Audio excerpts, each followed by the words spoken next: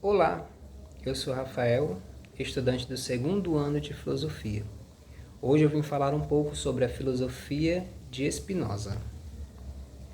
Vamos explorar o pensamento de Baruch Spinoza, um dos grandes filósofos racionalistas da história.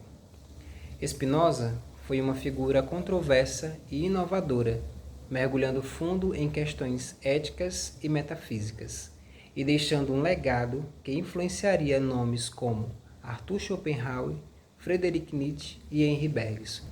Com raízes judaicas, Spinoza possuía uma visão única sobre Deus, distinta da tradição religiosa. Para ele, Deus não era apenas uma entidade suprema ou a perfeição absoluta, mas a substância que constitui todas as coisas, uma visão que o posiciona entre os grandes pensadores do panteísmo. Outra contribuição importante da sua filosofia está na questão da liberdade. Spinoza acreditava que a liberdade humana é, em grande medida, uma ilusão, pois apenas Deus, como essência de tudo o que existe, é realmente livre. Ele nos convida a entender que nossas ações e vontades estão, de certa forma, determinadas e que a verdadeira liberdade consiste em compreender e aceitar essa ordem.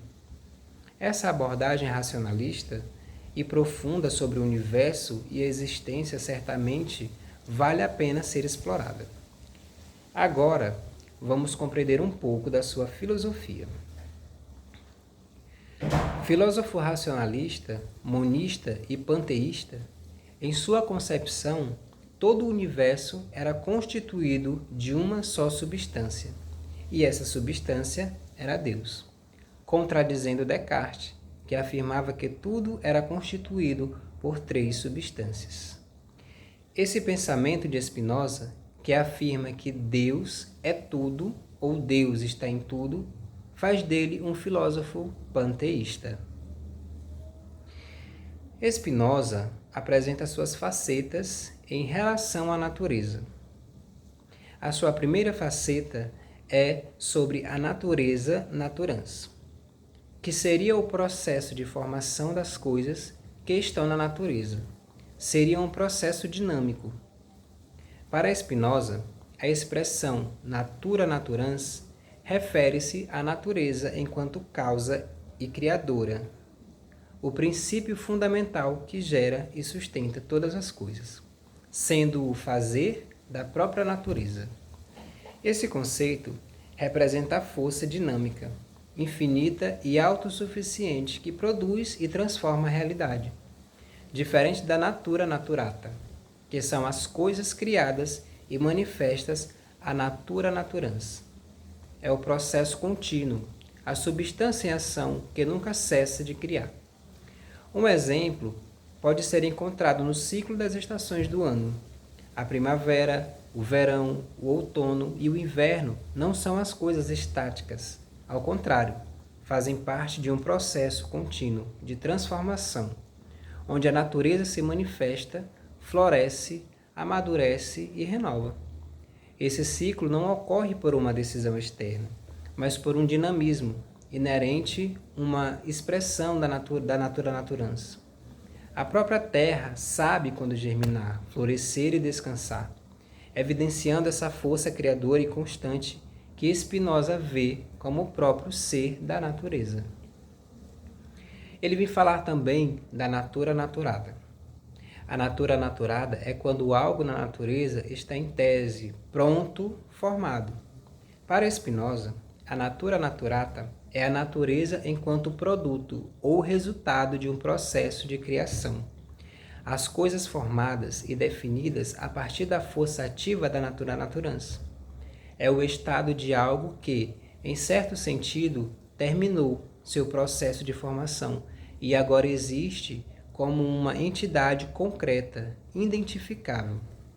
Por exemplo, uma montanha representa a natura naturata. Ela surgiu de forças naturais, como a movimentação das placas tectônicas e a erosão, que agiram durante milhares de anos.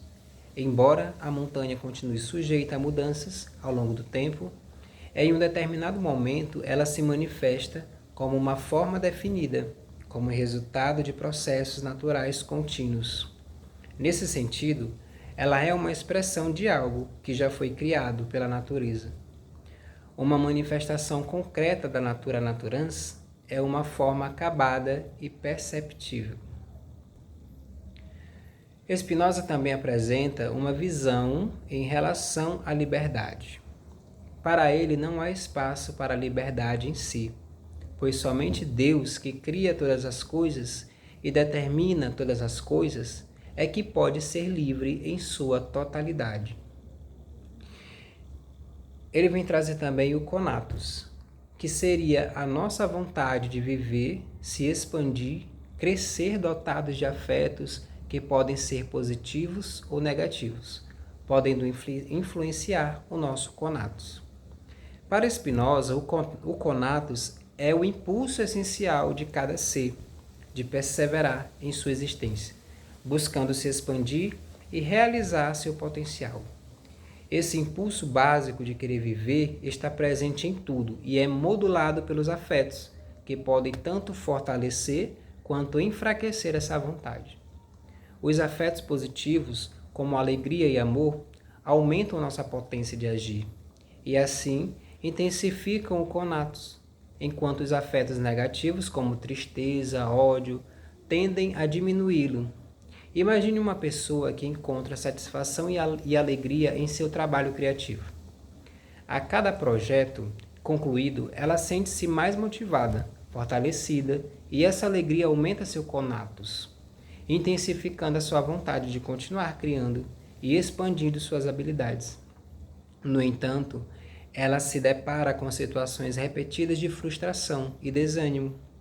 Seu conatus pode se enfraquecer, levando-o a perder a motivação para seguir adiante. Para Spinoza, esses afetos não são apenas sensações passageiras, mas forças que interferem diretamente na capacidade de cada um de perseverar em seu ser, moldando o modo como experimentamos a vida e influenciando nossas escolhas e direções.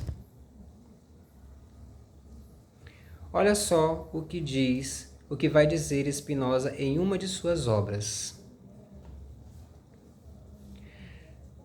Por afeto, entendo as afecções do corpo, pelas quais a potência de agir desse corpo é aumentada ou diminuída, favorecida ou entravada, assim como as ideias dessas afecções por afeto, entendo uma ação nos outros. Ou seja, para Spinoza, não existe o certo ou errado, o bem ou o mal. Nós temos a razão para avaliar o que pode nos proporcionar a preservação da vida. O aspecto político, Spinoza, mesmo acreditando em Deus, distante da religião, vai defender o Estado laico. Ou seja, para ele não faz sentido misturar as questões religiosas com questões políticas. Spinoza acreditava em uma concepção de Deus que era substancialmente diferente da visão das religiões tradicionais de sua época. Para ele, Deus não era uma figura pessoal ou um legislador moral, mas a própria natureza, o princípio fundamental de tudo que existe. Nesse sentido, a religiosidade de Spinoza estava mais próxima de uma busca racional e filosófica pela verdade do que de uma adesão a dogmas e práticas religiosas institucionalizadas. Para Spinoza, o Estado deveria ser laico, pois misturar religião e política só traria conflitos e prejuízos para a sociedade. Ele defendia que cada indivíduo deveria ter a liberdade de pensar e praticar a religião que quisesse, sem que o Estado interferisse, ou que uma religião fosse imposta a todos. Ao separar a religião de política, Spinoza acreditava que se protegiam de toda liberdade individual quanto à paz social, uma vez que o Estado não precisaria interferir nas crenças particulares e as questões religiosas não afetariam decisões políticas, que deveriam priorizar o bem comum e a razão. E esta foi um pouco sobre a filosofia desse filósofo chamado Spinoza. Se você gostou desse vídeo, deixe o seu like, deixe um comentário. E se tiver alguma dúvida, também deixe aqui nos comentários, tá? Escreva nos comentários o que mais chamou a sua atenção. E este foi um pouco sobre a filosofia de Spinoza. Obrigado.